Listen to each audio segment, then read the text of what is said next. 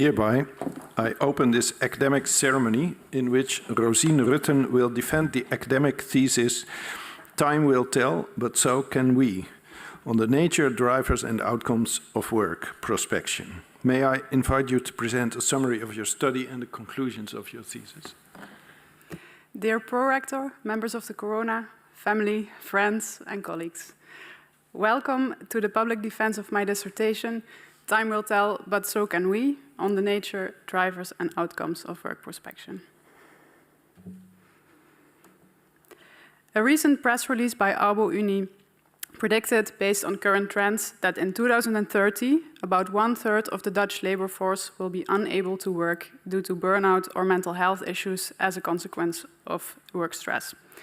So this means that our society is facing big challenges. This is already apparent in shortages of staff, high workload and problems to cope in various sectors, and very long waiting lists in the mental health care system. Organizations try to respond to these problems through various initiatives. For instance, they install sustainable employability budgets, they offer efficiency or resilience training to their employees, or they sometimes even arrange work processes. Individuals are also concerned with the constant pressure that they experience. This is apparent by the popularity of self-help books on coping with stress, but also by the popularity of meditation apps that help people turn off their thoughts.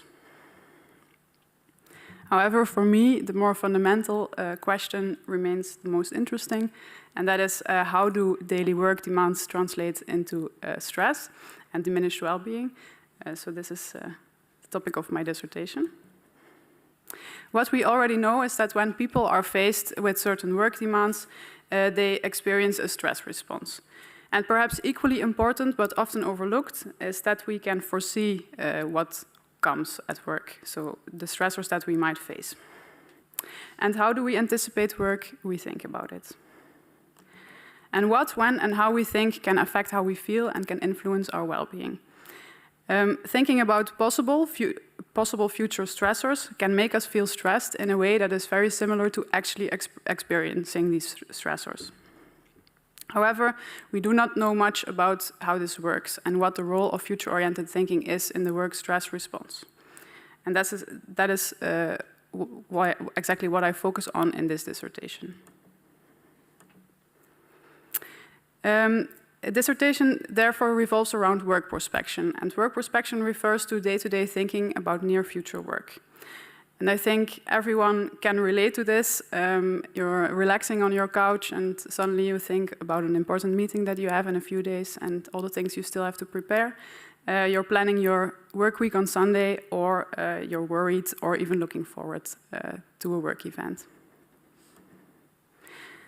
I dive into this topic by responding to three main research aims that I studied across 6 empirical studies. First, I look into how we can define and measure work prospection. Second, I examine the consequences of engaging in work prospection. Is this a problem for well-being, and what about work performance? And finally, it is relevant to uncover what factors may drive work prospection. Who is more likely to engage in these thoughts, and which work factors may instigate work prospection on a daily basis. I will first share what we did in response to the first aim. Since there was no concept representing thinking about future work, we came up with a definition, and we developed an instrument with which we could measure work prospection in applied work settings. Work prospection refers to thinking about near-future work, but more specifically, we distinguished 3 types of work prospection. The first type is called cognitive work prospection, and this refers to neutrally looking ahead and foreseeing future demands. This may correspond to a thought like, how can I best get my point across in tomorrow's meeting? Positive work prospection refers to looking forward or feeling excited when thinking about upcoming work. And for instance, a thought could be, it will be so great to catch up with Sarah at the convention next week. And then finally, a negative work prospection refers to worrying or feeling anxious or nervous when thinking about upcoming week. So one could, for instance, have a thought like, John will be annoyed if I don't make this week's deadline, but I'm not sure that I can.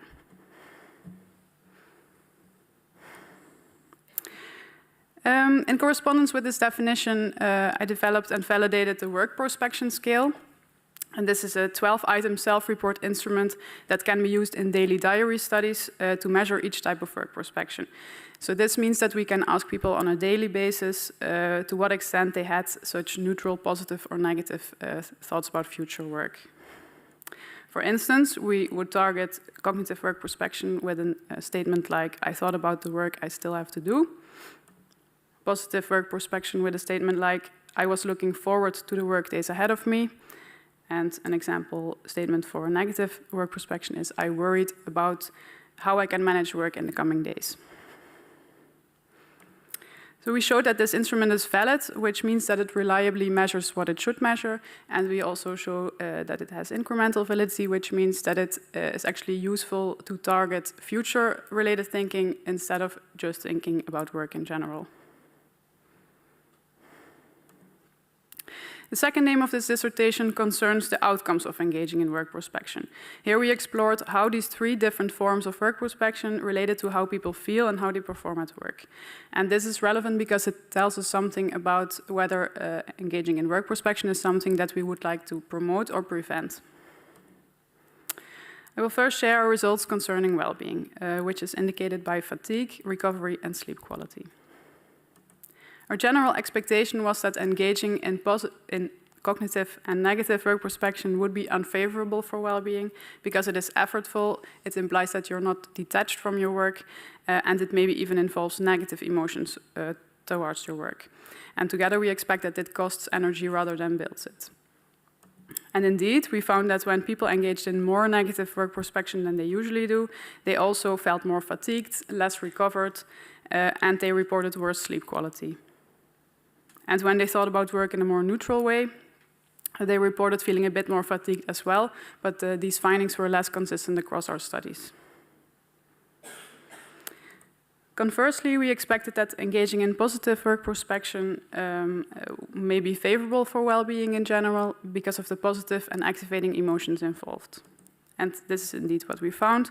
People that engaged in more positive work prospection than they usually did also felt less fatigued, more recovered, and reported better sleep quality. In another study, we investigated whether engaging in work prospection could be actually useful or adaptive and benefit work goal progress during the next workday. And we examined whether thinking about upcoming work tasks could make you feel better prepared for your upcoming workday because you have a better sense of what you want to do and how you want to achieve this. So we expected that positive and cognitive work prospection would be adaptive and help you. But that negative work prospection would not, because past research has shown that negative emotions can get in the way of helpful mental planning. And our results showed that indeed, when people engaged in positive work prospection during their free evening, they reported higher role clarity in the next morning, which in turn translated into more work goal progress at the end of their workday. But we did not find any effects of cognitive and negative work prospection, which means that only part of our model was confirmed. The third aim was to explore possible reasons for why people engage in work prospection. And first, we thought that some personal characteristics may make people more or less likely to engage in either type of work prospection. And second, we looked into whether the demands that people experience on a daily basis could cause work prospection during their free time. Okay, people can differ in the extent they generally focus their attention to the past, present, or future. And we found that people that scored high on future temporal focus, so that means that they tend to think about the future relatively often, also reported that they engaged in all three types of work prospection more. Need for closure means that you have a strong desire for clarity and you prefer certainty over uncertainty. And neuroticism is characterized by a tendency to worry. We found that people with relatively higher scores on these traits also tended to engage more in negative and less in positive work prospection. And finally, some people are very focused on the present moment and they take everything that comes without judgment. These people are high in trait mindfulness, and the results showed that they were more likely to engage in more positive work prospection and less negative work prospection than people that are less mindful. Not only the person, but also the work environment might cause work prospection. So in Chapter 3, we therefore examined whether the work demands that people experience on a daily basis affected to what extent they engaged in either positive or negative work prospection in the evening. And we considered two types of work demands. Challenge demands, which are characterized as being demanding and stressful, but also motivating and rewarding, and hindrance demands, which are characterized by mainly being stressful and hindering employees in reaching their goals. We expected that they would both lead to negative work prospection, but that challenge demands, because of their motivating nature, could also spark a positive work prospection in the evening. In addition, we considered the timing of these demands, so whether they occurred today, so during your past workday, or tomorrow, during your next workday. And our results showed that people who experienced more challenge and hindrance demands than usual during their workday were more likely to engage in negative work prospection. And we also found that when next day challenge demands were higher, prior evening negative work prospection was also higher. We did not find a relationship for next day hindrance demands. And more interestingly, we also did not find any relation between challenge demands and positive work prospection. So, in sum, this dissertation forwarded a conceptualization and validated instrument of three types of work prospection. Results showed that engaging in negative work prospection has mostly unfavorable effects on indicators of well-being, but no effects on performance. Positive work prospection has mostly favorable effects on well-being and also on performance. And for cognitive work prospection, the picture remains less clear as we didn't have many significant findings. And then in terms of drivers, we now know that people can be more prone to either positive or negative work prospection on the basis of some of their character traits. And daily work demands, both challenge and hindrance demands, can spark mainly negative work prospection during free time. So what does this mean for you and what does this mean for organizations? So let me start with organizations.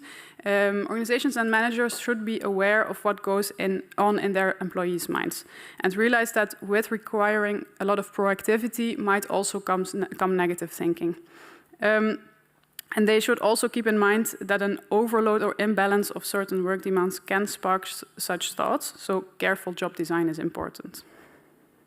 But also scheduling is something that they can target. It might not be very favorable to plan a progress meeting on Monday morning, because it's likely that people will think about this during their free Sunday. And moreover, organizations can actively encourage boundary management through policies regarding work-related communication outside of work hours. And you personally, personally may want to consider whether you experience more neutral, negative, or positive work-related thinking. How does this affect you, your well-being, and also where do you think this comes from? If your thoughts are predominantly negative and rarely positive, there are a few things that you could do. For instance, practicing mindfulness or present moment awareness can help your thoughts to not linger to the future. You could engage in free time activities that help you detach from your work, so not think about your work like sports. And if you have some autonomy and freedom in how you execute or do your work, you could maybe take a look at what you can change to make it more pleasurable and less stressful. Thank you for your attention. Thank you for your presentation. The opposition will now be opened by Professor Rutten, He is Professor of Health and Social Psychology at Maastricht University, and he was also Chair of the Assessment Committee. Thank you, Mr. Rector. Dear candidate, I was the Chair of the Assessment Committee, and I can tell you that all its members were very positive about your work. And I'm also happy to see that those members of the Assessment Committee are also here present. So it's always the case. So they're probably very much interested in your work and like to see you defend it. And that's what we're going to do now. I was on my bike this morning, early morning. Sun was out, a lot of wind, but it was okay. And a nice ride. And I was thinking about my work. And I had, while reading the manuscript, some questions about statistics and correlations, etc. But I don't think that's the right moment now to ask these questions. Maybe later, if there's time. But I was thinking about work prospection, the construct work prospection. And I was thinking about it in relation to a conference I was last week at. And I think these are my colleagues, Professor Rick Rutten of FHML and Kjell-Jorn Peters, you probably know him. And they make quite a lot of effort in coming to good definitions of constructs. And I agree with them that the field of psychology, maybe in particular, I'm not sure about other sciences, we have so many concepts for the same things that we call an attitude or an outcome expectation. An intention is a motivation, risk perception is threat perception, coping appraisal, secondary appraisal, and I can continue. And I was thinking work prospection. That seems to be that you coin here a new term, new concept. You run a very nice study where you try to validate the concept. But to what extent is this really a new construct, and assuming also that there is a process underlying it, a cognitive process that has not been really studied before or defined before, or is it? I was thinking, what's the difference with work rumination? What's the difference with just thinking about work? It's about prospection, thinking about the future, but a lot of thinking happens in relation to what happened before and how to anticipate. So what's the uniqueness of this concept? That's what I was wondering about. Okay. Highly esteemed opponent, thank you for your nice words and your compliments, and also for your question. We came up with this new concept because there is a clear absence of a construct measuring future-oriented work-related thinking. And, actually, we know that it's important for recovery after work, so regaining your resources to detach from your work. And we also see from a lot of studies that people fail to detach. So that begs the question, what happens when they do think about work, and doesn't matter how they think about their work, what they think about. But that literature, we know, that has been studied, that kind of... Yes, but we thought that there is something missing. Yeah, so the exactly. the future component is missing there. I think what is important is that we make a distinction between thinking about the past, the present, or the future in terms of work. Because work is inherently future-oriented, so it's goal-driven. Everything that you're working towards is in the future, and especially with all the work demands nowadays requiring a lot of proactivity from employees, that really stimulates future-oriented thinking. And thinking about the past has already happened. This is not very exciting. You can learn from it, of course, you can reflect on it. But the difference with the future is that it holds a certain degree of uncertainty, but something even more important is that you can still try to control it. You can steer it in a direction that you want, and therefore we think that future-oriented thinking just occurs a lot in relation to work, in anticipation of work, past studies also found that thoughts about the future are generally more arousing, more rated as more meaningful. So we expected that it could have a larger influence on outcomes. So do you think you can really distinguish this future-oriented thinking from past-oriented reflections? Yes. I think that we can really distinguish. Well, you're here to defend your work, so that's very nice. And then a second question. I was thinking, work prospection, what happened and how should I respond to it? And you say it's arousing, but also you are in control. Makes me think whether we see it in certain positions more than in other positions. For example, I don't know if the term is still prevalent, white-collar, blue-collar jobs. Is it more present in white-collar than in blue-collar environments? Mm-hmm. Oh, yeah. Can I respond? Yes, I think that there could be something there. I mean, we haven't looked into this, and I have to say that our samples are mainly consist of white-collar workers. Mm-hmm. So there we do see that they engage in work prospection. For blue-collar workers, I think that they can also have worried thoughts or looking forward to the future, thinking about what will my next workday consist of. But I indeed think that it also depends on to what extent their work demands involve things like autonomy and require proactivity, thinking ahead, planning. Because if you are responsible for these things yourself, they might pop up in your mind more often. And if you're not, then maybe less often, but that's speculation. Would be good for a future study. Yeah, okay. Thank you very much. Thank you very much. The opposition will be continued by the next opponent who is online with us, Professor Demeruti, Professor of Organizational Behavior and Human Decision Processes at the Technical University of Eindhoven. Thank you, dear Chairman.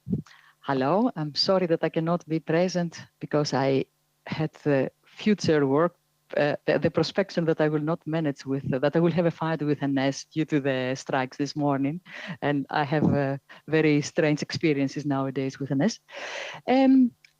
Let's start with congratulating you with your very interesting thesis. I read it with a lot of interest. I learned a lot. You did nice. You introduced a new concept. You did 6 studies, if I'm correct, to validate that. The chapters are very nicely, logically following each other, and your thesis is well written. I also would like to involve your supervisors in my congratulations. And let's. I have been thinking indeed like the previous opponent about the concept, and let's start with some general questions.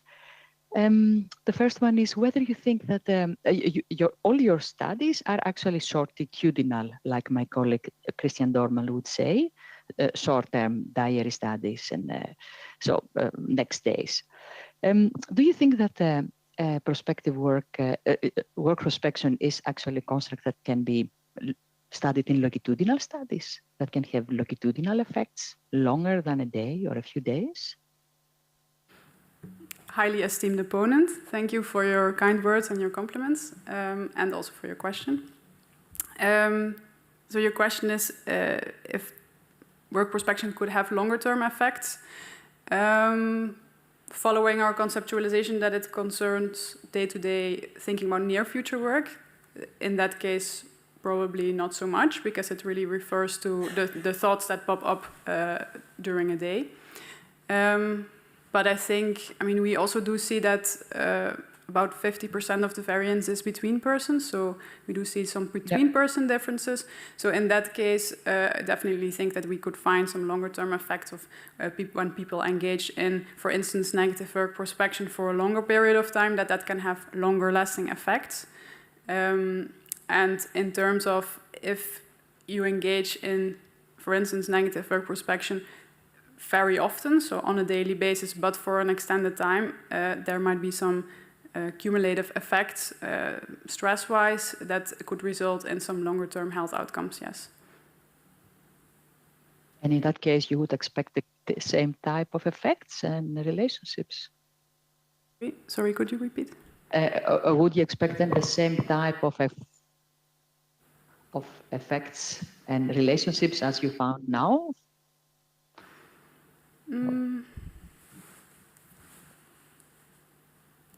Yes, but with probably different outcomes. So because we focused on really short-term indicators of well-being, maybe we would then look at burnout dimensions and see if there's a change over time in the build-up on the dimensions of burnout, for instance. Yes, but I would still expect similar results in the sense that they would be predominantly negative for negative work prospection, positive for positive work prospection, and maybe the influence of cognitive work prospection is not really significant.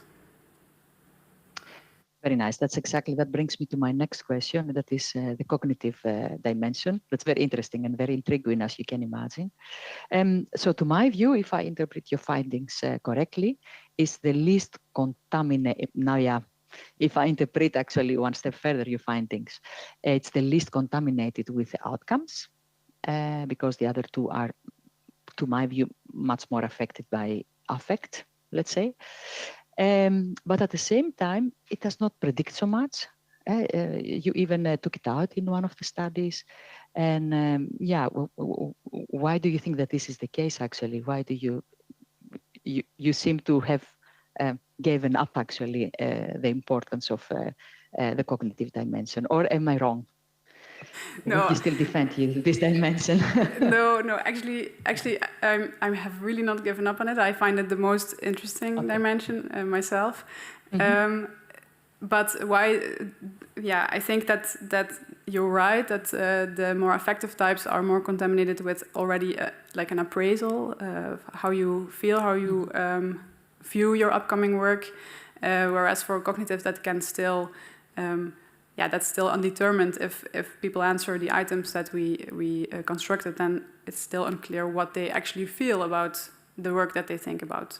But we did construct this with a thought in mind that you can be worried, you can look forward, but you can also just simply neutrally consider your work, or just think about what will happen, what will it look like, what will I do, what will I say, and that's it. Yeah, not necessarily comes with an appraisal or a stress reaction. Nice. No, I agree. I think that I still have some time to ask one more question, hopefully. And that would be then the negative affective dimension of work prospection, which shows the highest overlap, actually, with rumination. So the work prospection, thinking about the future, correlates high with rumination, which means thinking about the past, right? So would that make then would the conclusion that it is actually a trend or a trait of people or a way of dealing with work to think about it, and doesn't really matter whether it's about future or past, but you think about work, which in work family literature would mean that these are the people who are more work-life interference, actually, that do not manage to segment the two life domains. Does my conclusion make sense, or my interpretation? I will first respond to what you said about rumination. There is a high correlation between these two constructs, and I think that's because rumination also strongly targets the negative feelings associated with work, thought and feelings. However, this concept is time unspecific. So if you look at the items, that there is one past-oriented item, one future-oriented item, and the other three items are not specific to time. So because of this affective dimension, there is a high correlation, but I don't know how much of this is due to the temporal orientation of the wording. In future research, I would really like to compare the effects of past versus future-oriented thinking. And then, of course, we also need a measure that is really targeting past-oriented negative thinking about work. And then, if I'm correct, your second part of your question was about personal differences in how people deal with negative work. Okay. I think whether that is really a individual difference instead of something about future or past oriented thinking. Yes. So I think that there are individual differences in who is more inclined to engage in what type of work-related thinking for both the affective dimension and the time dimension. So for the affective dimension, we also saw that, for instance, people higher neuroticism, they tend to do that more. So that would probably mean they also engage in more affective rumination or a more specific past-oriented form. But in terms of temporal orientation, there are also individual differences. So for instance, the future focus, we also have people that are higher in past focus. And past research has also shown that people that are more inclined to think about the past, that there are also different outcomes involved with that than people more inclined to think about the future. Thank you. I'm happy with your answers. I think you. that my time is up. Thank you very much. The opposition will be continued by Professor Kühnel, Professor of Work and Organizational Psychology at Goethe University of Frankfurt. And like the previous opponent, she is also a member of the assessment committee. Thank you very much. Yeah, thank you, dear candidate. I really liked the clear objective of your dissertation, and I think it was also well embedded in the current literature. And congratulations also to successfully navigating the publication process. So one of the chapters is published in the renowned journal EJWOP. So congratulations on that. And my questions, or my first question, is around that nowadays work and non-work, or the balance between the two has changed. So lines are increasingly blurred between these two life domains. And I wonder, when reading your dissertation, when does work prospection end and when does actually working start? So people do not necessarily need to be present at the office to work. And the way you describe work prospection is also anticipating future demands, how people might deal with them. So my question is, might this already be actually working? Oh, highly esteemed opponent.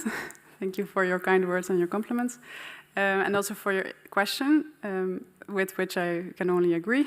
So definitely you could see engaging in work prospection during free time as working. And I think especially for, as a previous opponent mentioned, the white-collar workers that might have a lot of mental demands. So what was I going to say?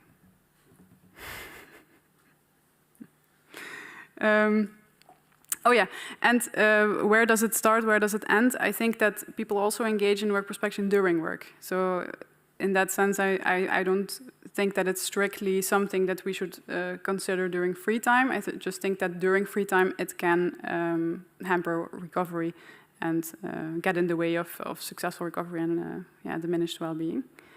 But yeah. Yeah, thank you. But wouldn't it then be sufficient just to differentiate between working and not working?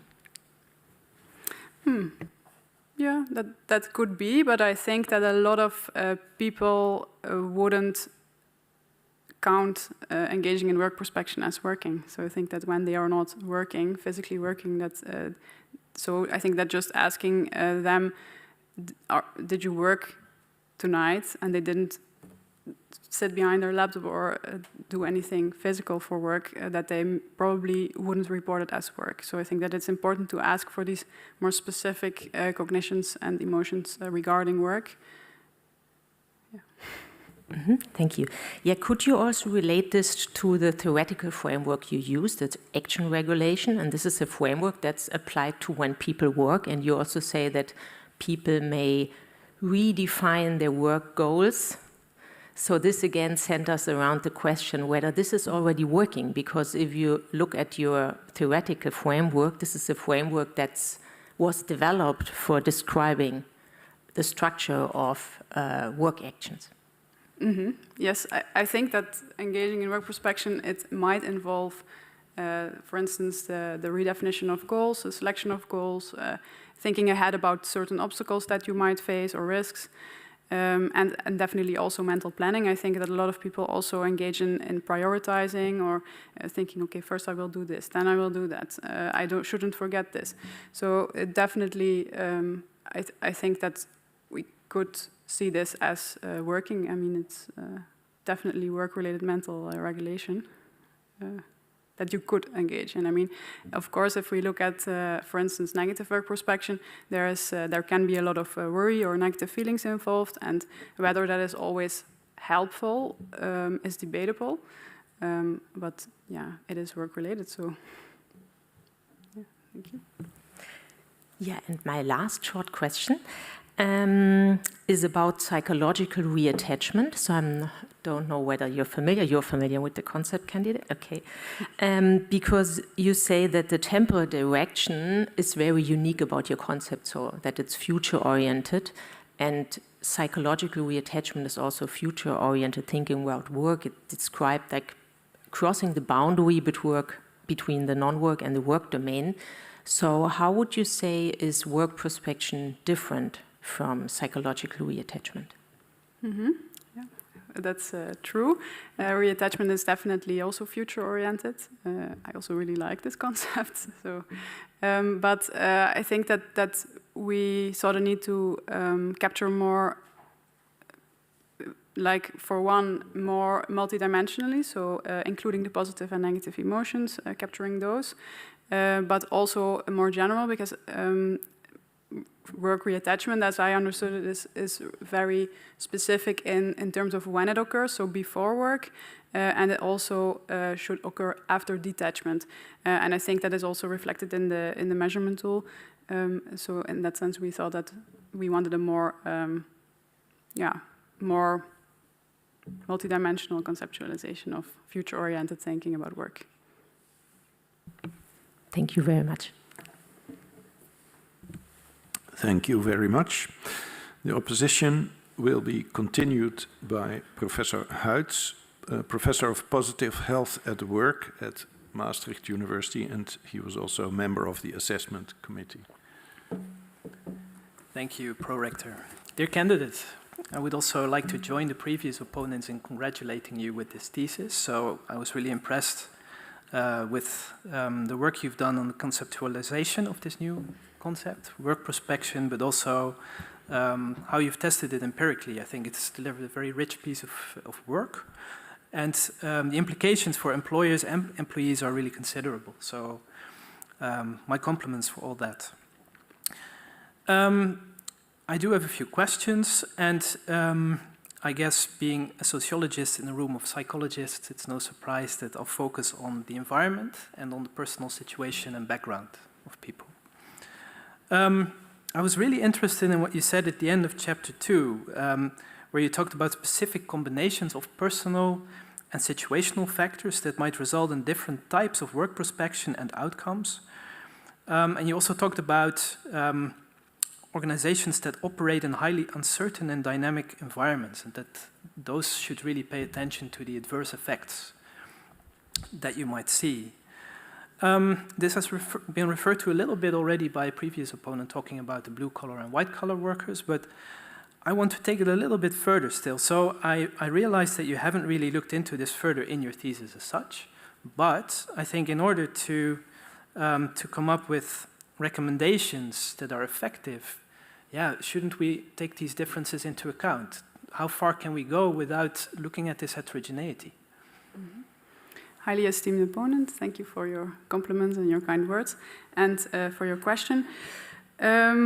Yes, I think that it is very important to take into account these differences.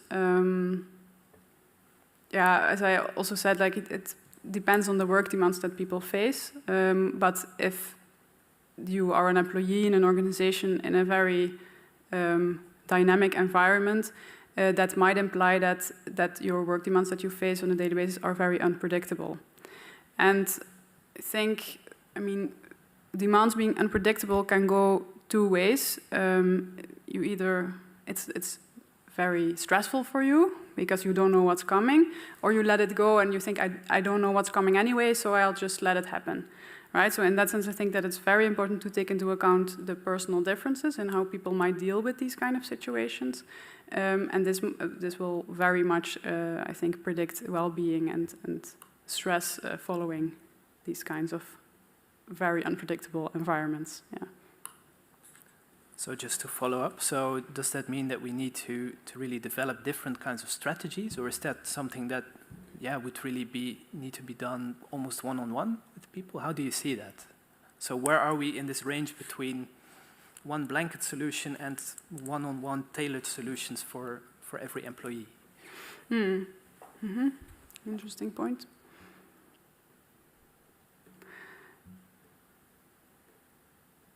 I think that there could be general recommendations. So we could do things that might help for everybody. For instance, if we are talking about organizations where there is a lot of unpredictability in when demands can occur, maybe there is a lot of email communication going around. There could be, I mean, if it's feasible for the organization, and I mean, I think it should be made feasible. I mean, we should protect employees, but to put some boundaries on, for instance, when we can email each other, but also that there shouldn't be an expectation of responding immediately, for instance. So that would refer to this boundary management, and I think that this also aligns with some legislation that has happened recently in Australia, I think, the right to disconnect. So that actually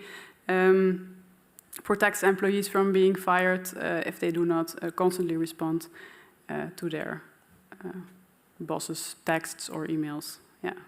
So I think that there's definitely things that we can and should do on a broader level, but also within an organization between manager and employee, it might be good to look at tailored interventions and arrangements. I think that often these sustainable employability budgets, they include like days or trainings that people can follow, and this can be very personalized.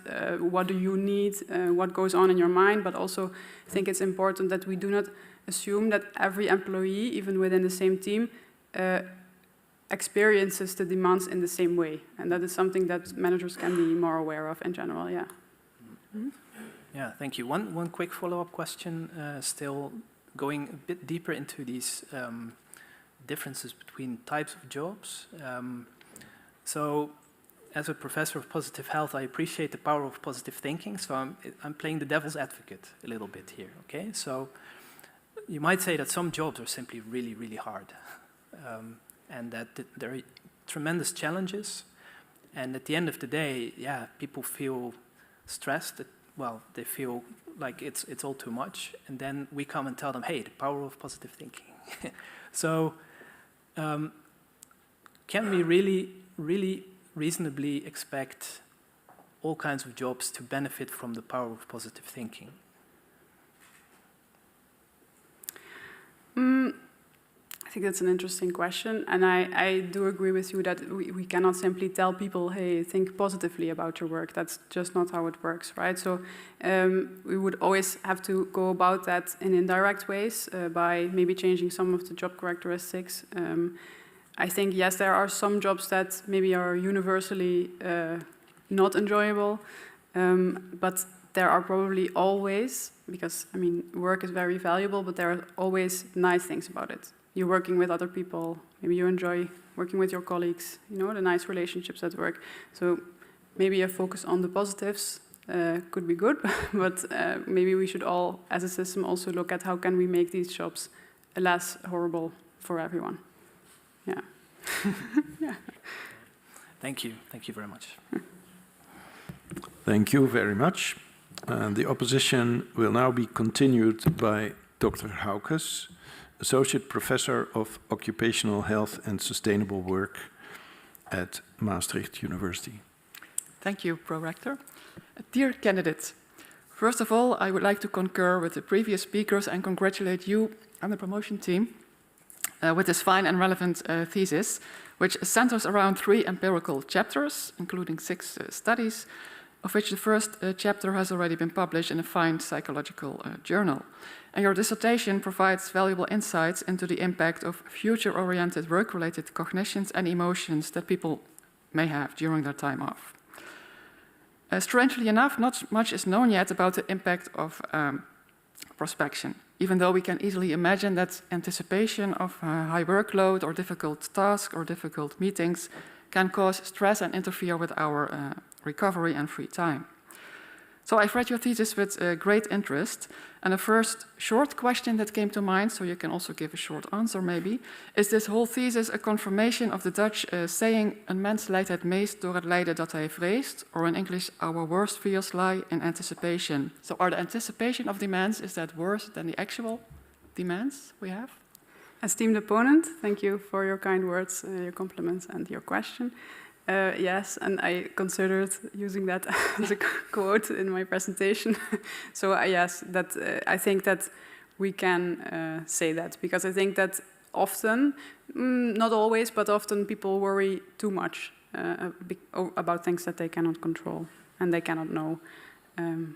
So yes. Thank you. I asked for a short answer, so that's good. I had a couple of questions on chapter 2, which have been addressed by some of my opponents already. So I will skip a little bit. But in chapter 2, you describe the conceptualization and also the development of a measurement instrument for work prospection. And I really appreciated and liked the development procedure and the fact that you aimed for a relatively short list, which is also available in 4 languages. So I think it's a good way to measure prospection. But I have a more practical question maybe that could be helpful for supervisors. So the implications of work prospection, because we do know that supervisors can play a very important role in employee well-being and health, and they can be a promoter of well-being, but they can also have negative effects. But do you think, and it's not always possible to send out the scale and ask all your employees in the team to fill it out, do you think that supervisors can play a role in diminishing the negative aspect of work prospection, or can they signal it in an early phase without using the scale? But are there symptoms they should be on the lookout for in their team, which could be indicators of particularly maybe negative work prospection? Mm-hmm. And if so, what could they do? Mm-hmm. Yeah. So if in case they could not distribute the survey, is there things that they could maybe already foresee? Yeah. Yes, I think that supervisors, and especially those that have a good eye for their people, that they can see that they know them, and they can see, hey, maybe also in combination with how are the demands at the moment. We are overloaded as a team now, and I know that this person has a tendency to worry or get a bit restless about things, and that maybe could be a reason to ask, hey, everything okay? So I think that could be a first step to locate these things. Yeah. The supervisor should be a bit aware of know your people and be aware of the work situation they are in. Yeah, I think it's definitely a combination of the people and the work situation, yes. Yeah. Yeah. Mm-hmm. So that requires having small teams then? Or? Mm-hmm. in this case, yes. Yeah. Yeah. But with a larger team, you could distribute the survey. Yeah. Okay, thank you. Still have time, I think. In chapter 3, you describe a study into the relationships between so-called challenge and hindrance demands on the one hand, and positive and negative work prospection and fatigue on the other. And this builds on a very solid theoretical foundation, as some of the opponents have mentioned already. And some of the theories are actually challenged by your findings. So it's an interesting study. I have a few questions about this chapter as well. Your sample included a variety of nationalities. So, for instance, you had Greek, German, and French nationalities being most prevalent in the sample. And it seems that you did not analyze the data per country. But we know that countries can differ on cultural dimensions, such as power distance or individual versus collective focus, and also avoidance of uncertainty. So it could be more or less important for countries. So such dimensions could be related to work prospection and perception of demands. And I think you didn't analyze this, but do you think that differences, or do you anticipate that differences between countries or cultural factors could have influenced the results? Mm-hmm. Yes, there were different language groups, especially these that you mentioned, and we did not analyze the results per country.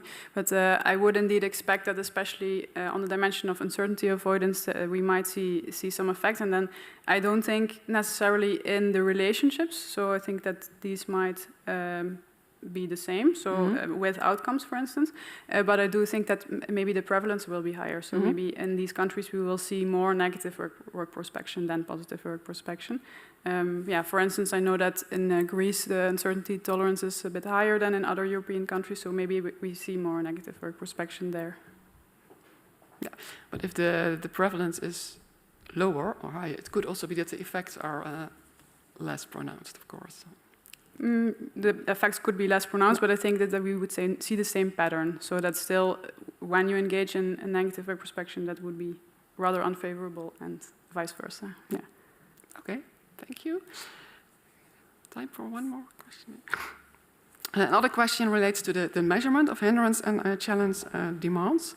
This measurement is rather abstract, and I was just wondering whether you think that a qualitative study would maybe help getting more insight in the exact nature of these demands and how they exactly affect work prospection, and maybe also help you in providing more specific practical recommendations for supervisors or organizations. And how would you set up such a study? Yeah, I agree. I think that in general, our field could do with more qualitative studies. We're always very quick to measure quantitatively, but a bit of more insight of which demands and how they are appraised and why they would lead to work prospection would be very helpful. So yes, I would do such a qualitative study probably with some in-depth interviews about certain work situations and But in terms of the measurement of challenge and hindrance demands, we measured it now, I mean, as they are classified, but of course, and I think that also could partly explain some of our results, sometimes you would perceive, for instance, high workload, which is classified as a challenge demand, as a threat. If you feel like my outcomes are, or the outcome of not making my deadline, for instance, is very threatening for me, or maybe I would lose my job, then this would definitely be classified as a threat in appraisal. So I think that in the future study I would also measure subjective appraisal instead of this objective categorization of stressors. Okay, thank you. Very clear. I would like to give the word to the pro-rector. Thank you very much. The opposition will be continued by Dr. Uit de Willigen, Associate Professor of Work and Organizational Psychology at Maastricht University and also a member of the Assessment Committee. Thank you, Pro-Rector. Dear candidates, my congratulations with this very nice dissertation. We increasingly realize that thinking about the future of work is an important component of stress. And I would say until this dissertation, it has been studied, but it was always a bit messy, with, as you also alluded to, concepts and measures mixing outcomes with thinking with effects and the future with the past. And I think that the value in this thesis lies that you really nicely delineate these different concepts, and that way conceptualize them and create a measure that really helps the field forward. But because you also are good in this delineation, I also want to look at this and also look at this conceptual clarity that Rob also alluded to. Because I was a little bit surprised by your cognitive prospection concept, and particularly by the definition of it, which you define as merely thinking about work without an effective underlying undertone. And I find this a bit tricky to define something by the absence of something else. Also looking at the correlation tables, I saw that sometimes it's actually correlated with the affective components. So then I think, is this a complete definition? Now in retrospect, do you think that just defining it by the absence of the affective tone is complete, or would you actually make the definition a little bit more encompassing to show what's happening there to make it a full definition? Esteemed opponent, thank you for your compliments and also for your question. Yes, that's true. So we defined cognitive work prospection as neutrally looking ahead, and but we do not measure this with our items. So that is maybe an issue. So that should be better aligned, I think. But we did develop this with an idea in mind, right? I mean, as I think previously said, we think that you can consider work with a negative tone, with a positive tone, but also just without an affective tone, or just thinking ahead, and there is not necessarily an appraisal or a negative or a positive emotion associated with such thoughts. So that's why we included it in the scale. However, I mean, we also see that it has a lot of conceptual overlap with the two affective scales. So you could say that in order to engage in negative or positive work prospection, you always need to engage in cognitive work prospection. You could see it like that way. So in hindsight, learning from our results, we would probably in future studies use the positive and negative work prospection scales together and the cognitive work prospection scale apart, and then do some more things with that. So I would want to make that more specific. Yes, not measured together, because there is some conceptual overlap, and also in our results we see some overlap, statistical overlap.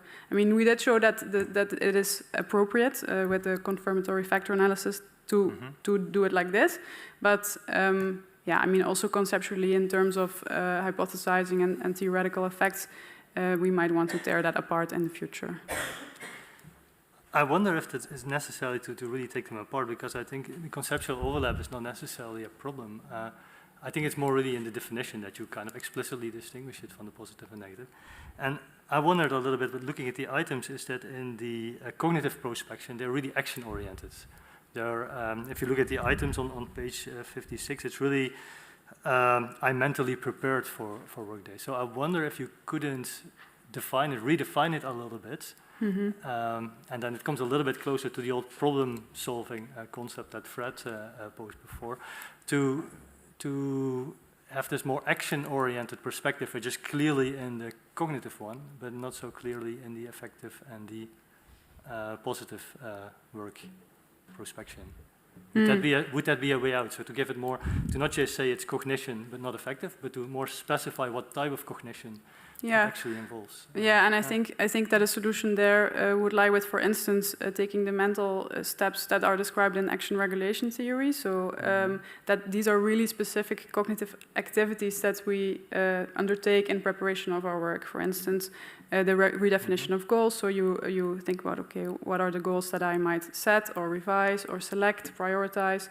Orientation. This is, are there certain risks to overcoming or to reaching my goals? How can I overcome them? Mental planning. So I think that these are things that we could more specifically target, and that could tell us much more about what type of thinking might be useful and what type of thinking might not be useful. Yeah. Okay. So to look more at what it actually entails. Yes, exactly. Yeah, that makes sense. For my final question, I invite you to think a little bit back at how you felt last night, how you thought about your next working day. And that brings me to my second question, where this maybe can help a little bit, because you indicate, or you already warned a little bit in the introduction chapter, that some of the dimensions might not be orthogonal, which means that they might be correlated in some extent. And I thought, yeah, of course. But then I read, and I think it's on page 95, the correlation table, in which you have the correlation of positive and negative affective prospection. And to my surprise, on the within level, they were positively correlated. And I would expect, hey, yeah, it could be that they're just slightly negative correlated, positive and negative thoughts. But it was very surprising to see that that people could then be or would be likely to be positive as well as negatively thinking about work at the same evening. So this to me was just an interesting thing, and I was thinking maybe you can give your thoughts on this. What could cause that, and what could it mean? I mean, I'm very experienced in this because last night I think I experienced all types of work prospection in a short time span. No, but I think it's very natural to experience all three types over the course of an evening, for instance. And that could be because you can think about different aspects of your work. And there might be some aspects that are quite stressful at the moment, but there can also be aspects that are fun. So for instance, for today, I was quite excited, looking forward to it, and happy to celebrate. Also happy to talk to you all about everything. But also, of course, sometimes worried, everything gonna go well? Am I gonna... Yeah, so I think that these different aspects can spark different types of work prospection. You're free to finish the answer. I was finished. It was perfect. Okay, Yes. good. Well, good timing.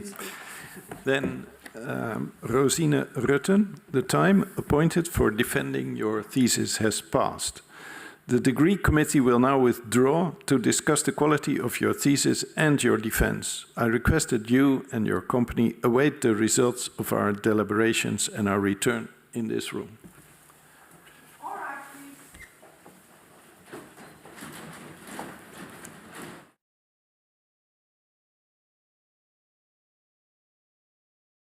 The PhD defense has now ended. The degree committee will debate the candidate's performance behind closed doors. This process usually takes about 10 minutes.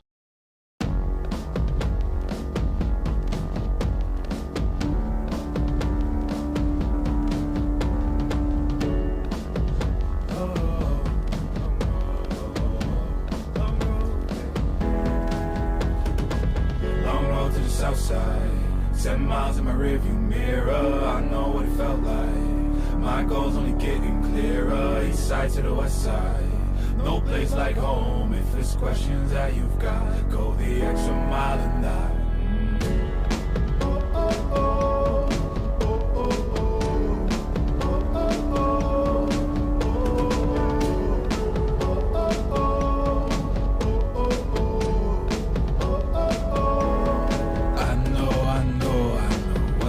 The line, I know you know that I can't read your mind.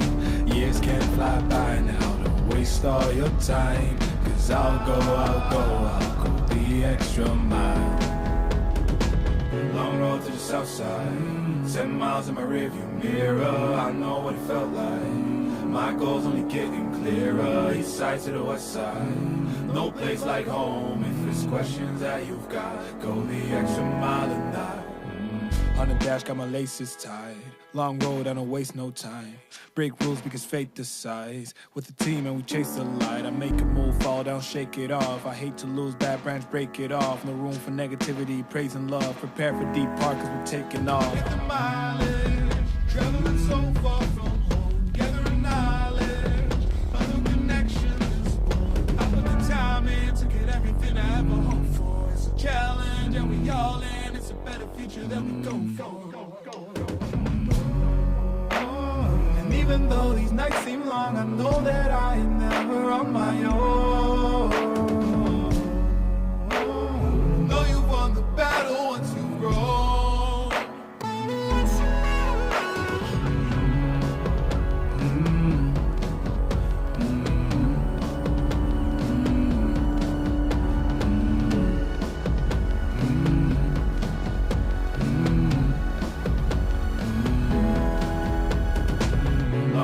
South side, 10 miles in my rearview mirror, I know what it felt like. My goal's only getting clearer, east side to the west side.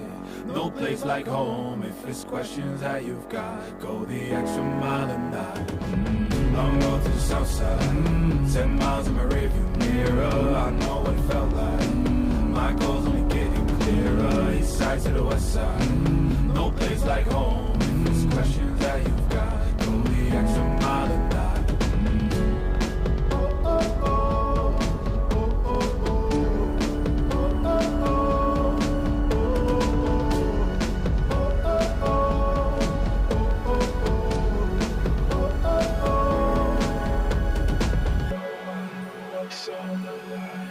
I know you know by now, don't waste all your time. 'Cause I'll go the extra mile.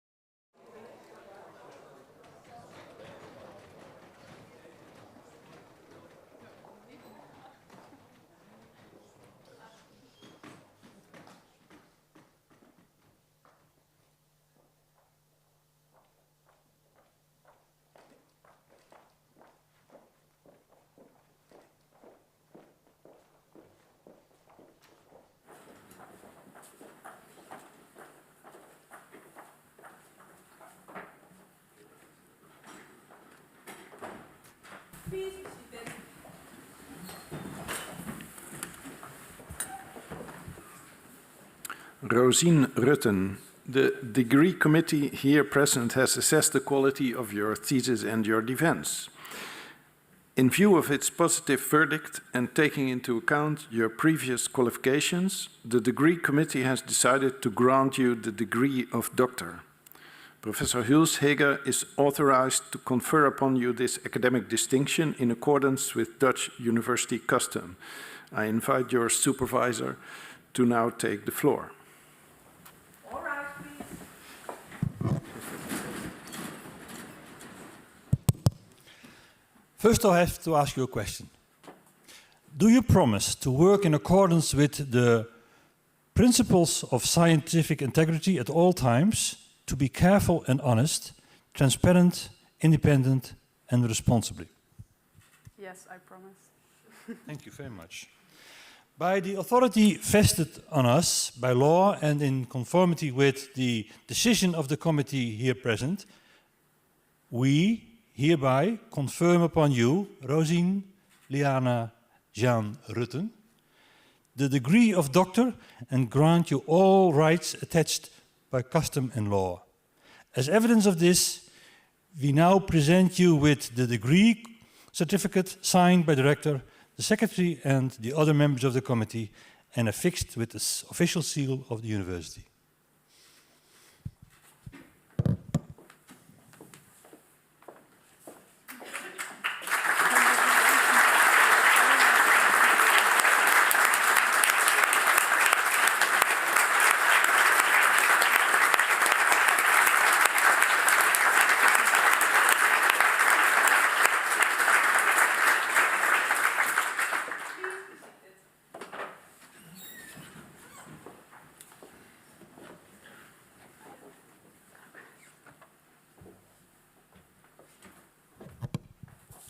Rosine, well, the official part is now finished, so I will switch to Dutch, if you don't mind.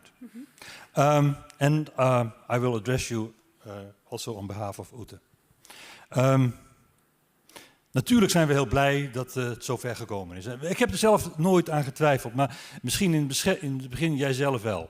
Ik kan me nog goed herinneren dat je destijds, dat was 2017... bij ons kwam werken en dat je overtuigd was dat je niet weer aan een PhD-traject zou willen beginnen. Je had er wel even genoeg van na je ervaringen in Brussel. Je hebt daarop gezegd zonder dat je iets nieuws had. Sommigen zouden zeggen van niet handig, oude schoenen weggooien voordat je nieuwe hebt. Waar begin je aan? Maar het toont wel besluitkracht en daadkracht. En misschien dacht je ook wel van dat er iets nieuws zou komen. Time will tell. Zonder het te weten dat dit de titel van je proefschrift zou worden.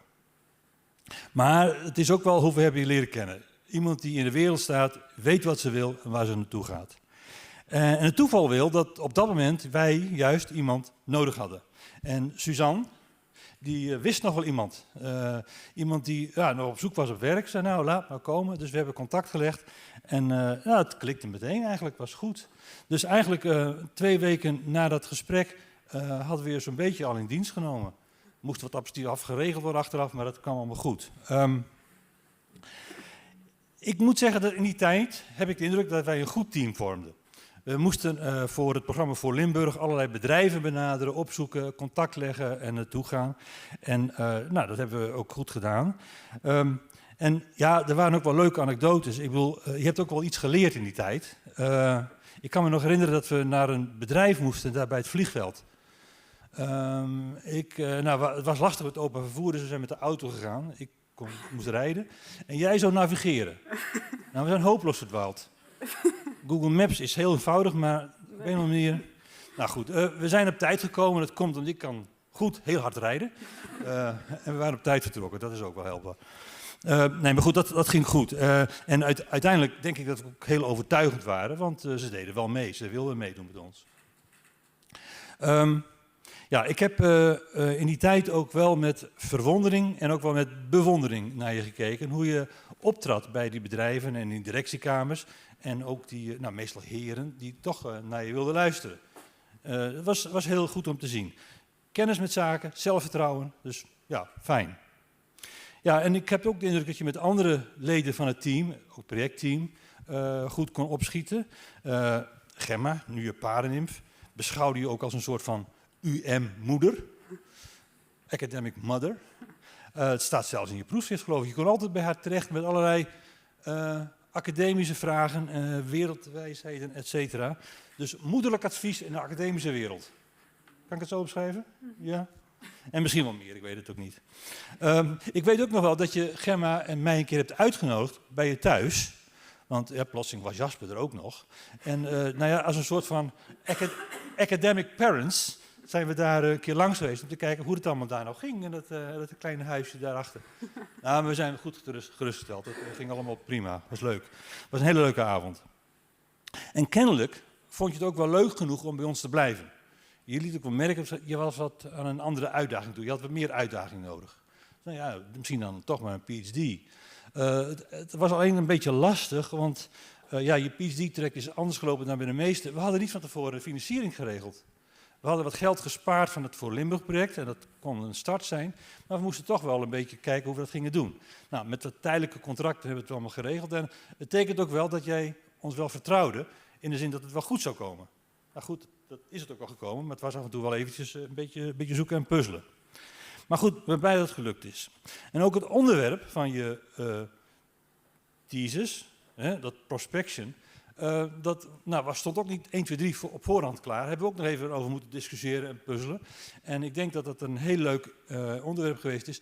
Te meer ook omdat ik blij ben dat het voortbouwt op een paar dingen die ik zelf in het verleden al gewerkt heb. Het is al genoeg problem solving, pondering, maar vooral ook omdat het vooruitdenken en een inschatten of je het kunt echt bepalend is voor hoe je erover voelt. Dus dat vind ik eigenlijk leuk. Dus dank je daarvoor. Ja, en het was ook wel innovatief. Want wie durft er nu te zeggen dat iets dat nog voor ons ligt, in de toekomst, het verleden kan voorspellen? Dus van een filosofisch perspectief is dat wel uitdagend. Dus, nou ja, goed, en ik moet ook, je hebt die PhD-project weer gestart op basis van studentenprojecten die dataverzameling voor ons deden, voor ons beiden. En dat is ook een persoonlijk belang bij, want je kon me af en toe helpen als ik weer iets te veel hooi op mijn vork had genomen, om studenten van me over te nemen. Dus dat was wel fijn. Goed, en met Ute deel je het feit dat jullie lekker gezellig als nerds aan R-scripts konden werken. Ja. En dan piping en script maken, ik vind het iets als breiwerkjes. Ik zal me er verder niet mee bemoeien, maar goed, jullie vinden het leuk. Het heeft ook een prachtig proefschrift opgeleverd. En de laatste feedbackrondes, kan ik me nog herinneren, was bijna een jaar geleden, moesten in 7 haasten geschreven worden, want ja, de deadline 1 december, bevallingsverlof, zat eraan te komen. Dus de laatste maand heb je strak, efficiënt, cool dat afgemaakt. En ook nog lastige feedback, vervelende feedback van ons verwerkt. Dus op dat punt moet ik zeggen, chapeau. Ja, Rosine, Oet en ik vonden het een voorrecht om met je te mogen werken. En zijn blij dat je nog een tijdje blijft. Ik weet zeker dat Oete vooral ook uitkijkt naar nieuwe brainstorms met R-scripts en zo. Nou goed, ik zal me daar afzijdig van houden, ik doe niet meer mee. Maar ik wil je feliciteren en ook je familie daarbij betrekken. En ik hoop dat je een glanzende toekomst nog tegemoet gaat. En een fijne dag hebt vandaag.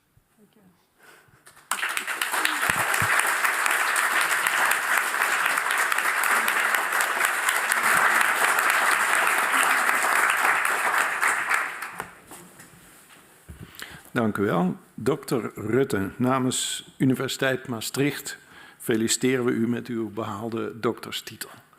Dus ik ben ook maar in het Nederlands overgeschakeld, omdat ik nu toe ben aan de huishoudelijke mededeling voordat de vergadering kan worden afgesloten. We blijven nog even hier staan voor een foto met de online opponent op het scherm. Daarna lopen we naar de trap voor een foto al daar. En de overigen wil ik uitnodigen, die mogen zich alvast naar de refter, de receptieruimte, begeven. Dank u wel. Ik sluit hierbij de vergadering.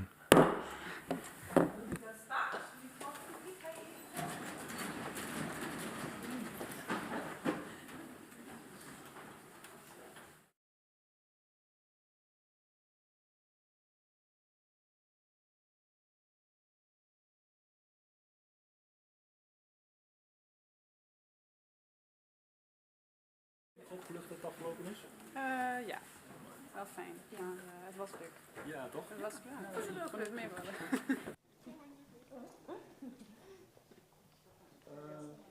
Gaan we hier? Ja, hier